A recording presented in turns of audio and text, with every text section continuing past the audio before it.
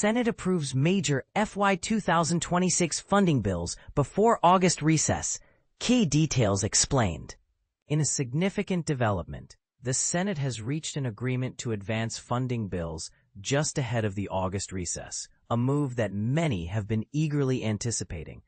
On Friday afternoon, Senator Susan Collins, a Republican from Maine and the chair of the Senate Appropriations Committee, shared the news that the Senate is set to proceed with the initial batch of government funding bills for the fiscal year 2026. The Senate will be casting votes on 3 comprehensive funding proposals that encompass various critical departments, including Veterans Affairs, Agriculture, the Food and Drug Administration, Military Construction, and Rural Development, as well as operations within the legislative branch.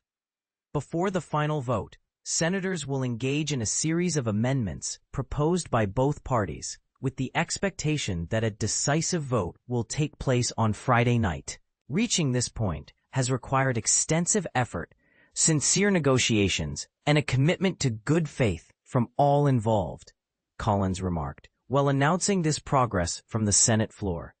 This agreement comes after a period of uncertainty, with both parties questioning whether they could successfully pass any funding measures before the upcoming August break.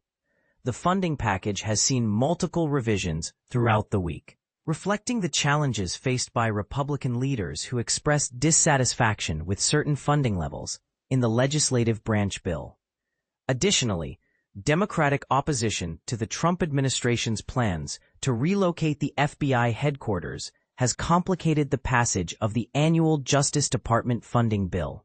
Senator Patty Murray, a Democrat from Washington and the leading member of the Senate Appropriations Committee, emphasized the importance of these bills, stating that they represent the best chance we have to secure favorable outcomes for our constituents.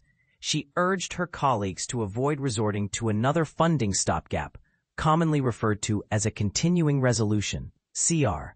Similar to the one that was reluctantly accepted in March to keep the government operational. We cannot afford to have another slush fund CR that further empowers Trump, she asserted. Collectively, these funding bills are projected to allocate over $180 billion in discretionary funding for various agencies in fiscal 2026, with more than half of that amount directed towards the annual funding plan for Veterans Affairs and Military Construction. Looking ahead, lawmakers are optimistic about passing additional funding legislation when they reconvene in September.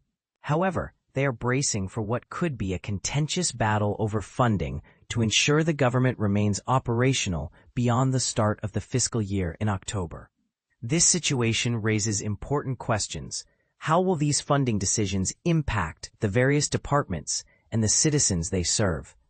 And what are your thoughts on the potential for another continuing resolution? We invite you to share your opinions in the comments below.